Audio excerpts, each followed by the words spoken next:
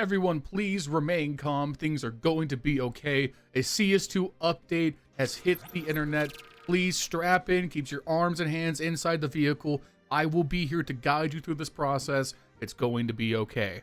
A nice little content drop has hit us on this Wednesday evening, as Valve have added 4 new community maps into the game, cycling out the previous 4, Basalt, Eden, Palace, and Whistle, and we have now added Jura, Grail, who recently won the Face It X Map Core mapping competition, and Agency into the core game modes, with Dogtown and Brewery being added to Wingman as well. With this, we've seen some shuffling to how the map groups are working for casual and deathmatch going forward, as well as a brand new weekly mission system to help you get the XP you need for your weekly drops if you're not a Russian bot farm. So let's go over everything and do a brief little walkthrough of each map, and then get ready to play it over on my stream later tonight. Ooh. If you guys enjoy this kind of update news content, make sure you show me by leaving a like, leave a comment down below, and subscribe to the channel if you haven't already. Helps out immensely in the YouTube algorithm, as well as with helping me reach 10k subs by the end of the year. I greatly appreciate it. And lastly, let's go ahead and thank today's sponsor.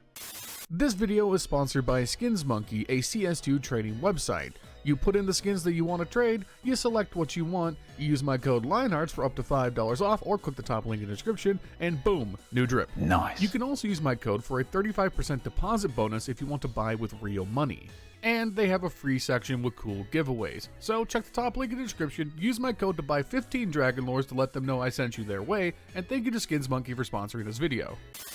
Alright, let's start with some of the easy stuff. Weekly missions are now a thing. You'll get a weekly mission every 7 days, and you will be rewarded some amount of XP upon completion. For me, when I logged in, I had to win 15 rounds in competitive on Grail. And if I go into game and click on the mission, it'll automatically queue me for just that map in competitive, which is very nice. Now, this is going to be overall a good thing if you're not someone who plays all the damn time. You get in, you do your weekly mission, you get your weekly drop, maybe some armory XP along the way, and it's just a nice little thing that you have to look forward to every Tuesday when there is the weekly shop reset. Overall, a nice change, and it encourages you to try new content and not just re-queue for Dust 2 and nothing else again.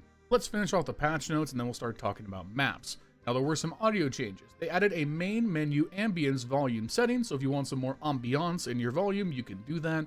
They fixed some cases where shooting visible enemies over the top of smoke would not play an attacker feedback sound. This was something I noticed quite often. If you're trying to shoot someone on the edge or the top of the smoke, you won't get the like hit feedback sound sometimes, which is very annoying. You're supposed to get that hit feedback when you're able to see the player. This was just an edge case where it wasn't happening. Glad to see it fixed. They also fixed some cases where gameplay sounds were inaudible or would skip. Glad to see that changed. Lastly, they removed a bunch of console commands that I have no idea what they do, but they are no longer available.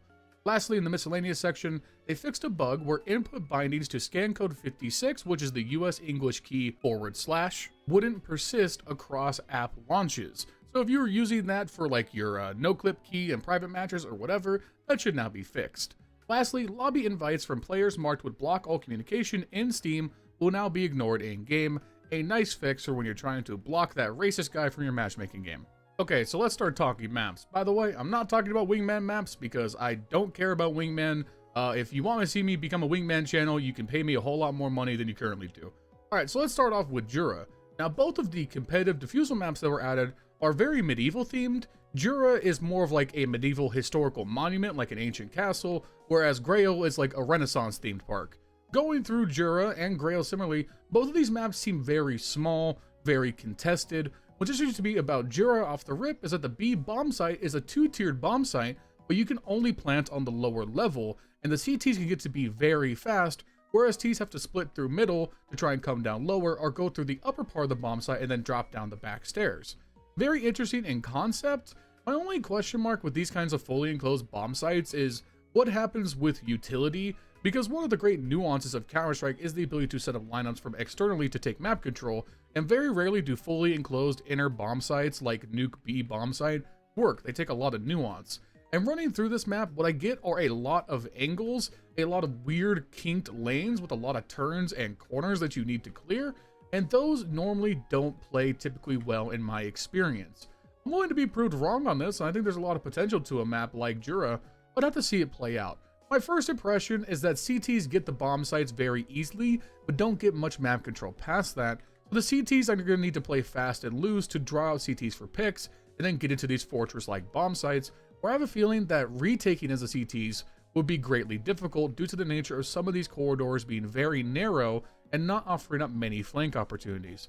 That is of course a guess. I will be playing these maps for the first time on stream later tonight. This is just what I've gleaned off of a quick run through. Moving over to Grail, this map is more set in like a medieval theme park, like a Ren Fair put into a mini golf course theme park combo. The artwork on this map is genuinely fantastic.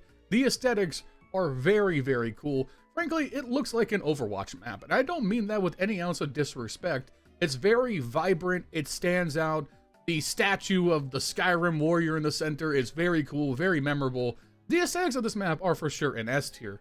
When we get down to the layout though, I once again feel pretty trepidatious. Now this map did win the FACEIT Map Core Community Mapping Contest recently, about a week and a half, 2 weeks ago.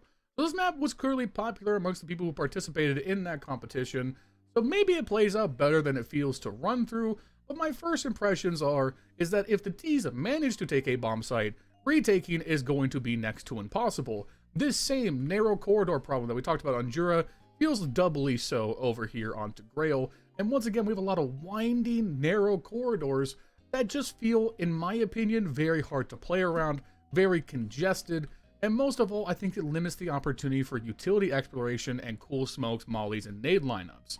Now, the A-bomb site I definitely think is more interesting, and obviously the octopus on the mini golf hole just looks really cool. Once again, the aesthetics are truly, truly amazing.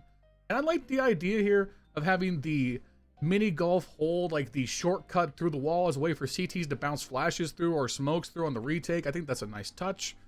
Overall, I'm much more positive about the A side of the map than I am the B side of the map, but it's definitely a wait and see situation.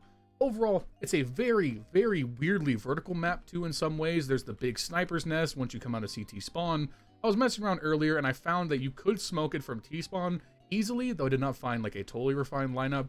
Another thing that I have to mention is that my brother Justin, who was riding through with me, found that from the shop area, you can wall bang through the wall straight to the CT side heaven area, so you could use that as a pre-fire to help you out in your games if you're interested. And lastly, returning from CSGO, we have a fan favorite deathmatch and hostage map, and that's Agency. And Agency was actually one of my personal favorite maps to play deathmatch on back in the day, so I'm glad to see it back in pretty much all of its former glory. It's had a few changes, like a ladder room added over by the T-side stairs area past the metal detectors. There's been some small adjustments elsewhere on the map, but 95% of this is the same old Agency as what it was back in CSGO, and honestly, it's just kind of a fun DM-heavy map.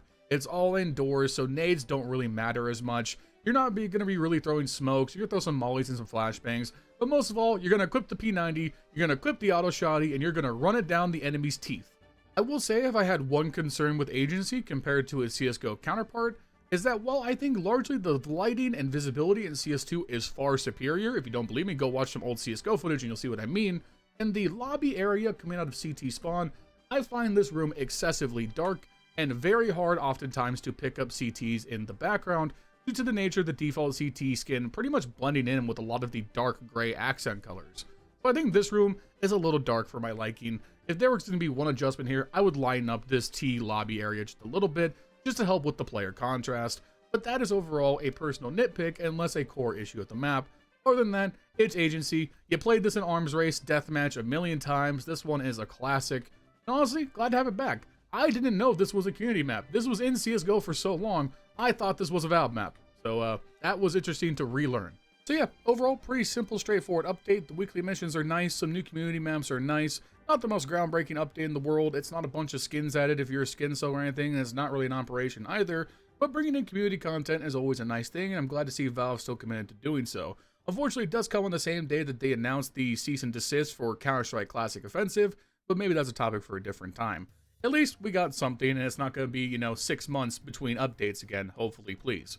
Anyways, if you enjoyed this kind of video, make sure you show me by leaving a like, leave a comment down below, and subscribe to the channel already. Helps out immensely in the YouTube algorithm. I'll be at 10K by the end of the year. Thank you to Skins Monkey for sponsoring this video. If you check the top link in the description, use my promo code on their website to trade new skins. You will get some bonus money on top, and it'll let them know I sent you their way. Thank you to Skins Monkey. Shout out to my channel members, Justin, Jesse, Furley, Milan Berta, Bubblesj, Dr. Cocktor, Patatas Kaftesi, PTR, B1 Games, Cody Foxworthy, Justin Vandervate, I'm Flashbangs, Nomi White, Rowdy, Vergil'sPlasticChair, and Sid Pro 12. If you want to become a channel member, use the link in the description down below for 5 months to get your name in the video just like this, as well as comes from our community Discord. Follow me on Twitch.tv/LionHeartZ. I'll be live streaming later tonight, trying out the new maps. See you guys soon with another video. Peace!